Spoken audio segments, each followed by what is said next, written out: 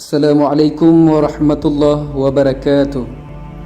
Alhamdulillahi rabbil alamin. Wassalatu wassalamu ala asyrafil anbiya'i wal mursalin wa ala alihi wa sahbihi ajma'in, amma ba'du.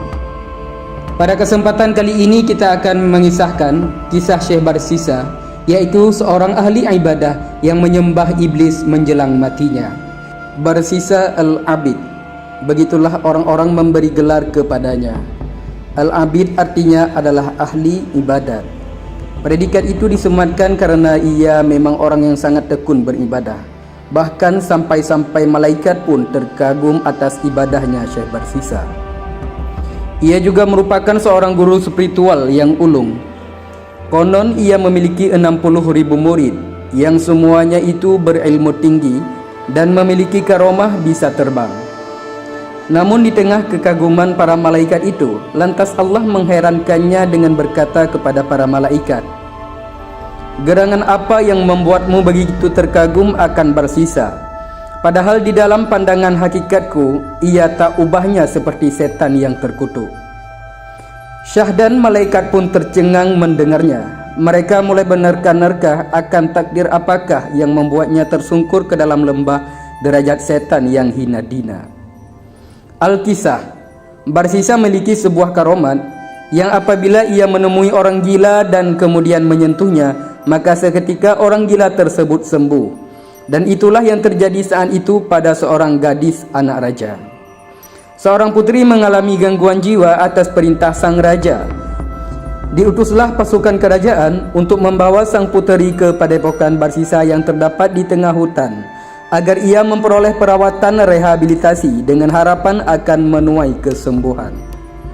Maka berangkatlah para pasukan dengan membawa puteri raja yang sedang sakit jiwa. Sesampainya di sana, setelah mengutarakan maksud dan tujuan kedatangannya, para prajurit kerajaan bergegas undur diri untuk kembali ke kerajaan dengan meninggalkan sang puteri bernama Syekh Barsisa di padepokannya yang berada di tengah hutan. Saat para penggawa telah meninggalkan mereka berdua, sang puteri raja masih dalam keadaan gila, dan saat Barsisa hanya ditemaninya di tengah hutan belantara tanpa ada orang selain mereka, iblis pun datang menggoda. "Wahai Syekh Barsisa, tidakkah engkau melihat puteri raja itu yang cukup cantik jelita? Ia begitu menggoda. Tidakkah engkau berfikir untuk sejenak bersenang-senang dengannya? Nikmatilah tubuhnya untuk sekali saja.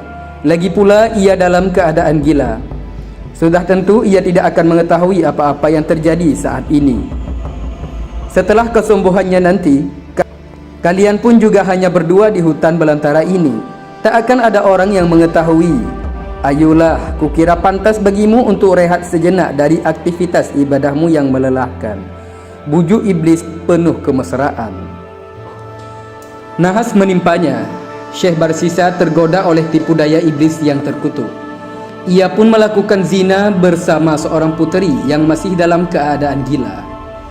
Namun baru saja usai melampiaskan nafsu birahinya, iblis kembali merasuki, berbisik menggoda ke dalam relung hati Barsisa.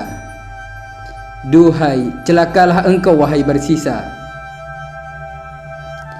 Cepat atau lambat, perbuatan kejimu terhadap sang puteri akan diketahui.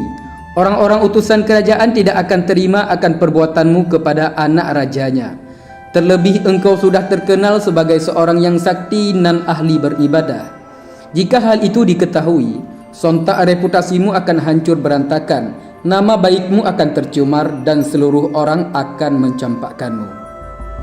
Lalu apa yang harus kulakukan?" Batin Barsisa mulai dirundung kecemasan dan kekaruan. Ia mulai bertanya-tanya terhadap diri sendiri dan mencari cara bagaimana untuk menutup semua ini.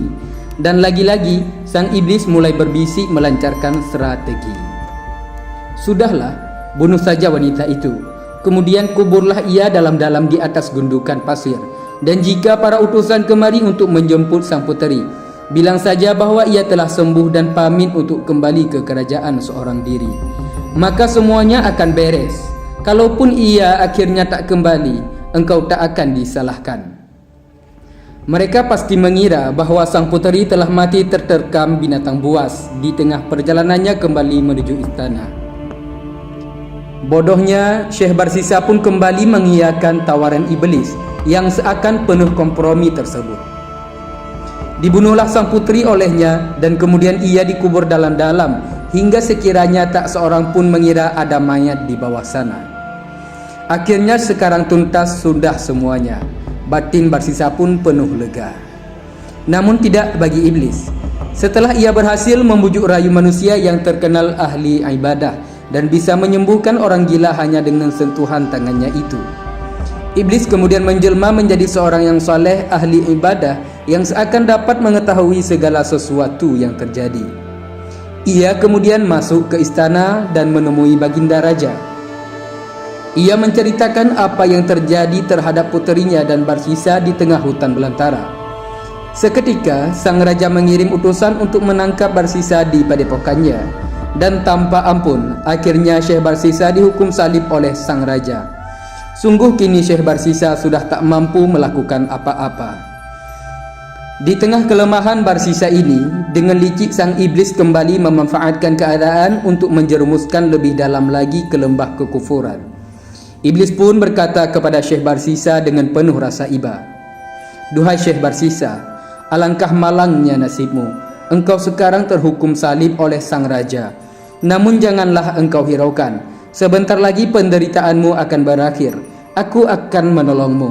Tetapi ada satu syarat yang harus engkau penuhi." "Apa itu? Sungguh akan kulakukan asal engkau menyelamatkanku," tanya Syekh Barsisa kegirangan. "Sembahlah aku," jawab iblis.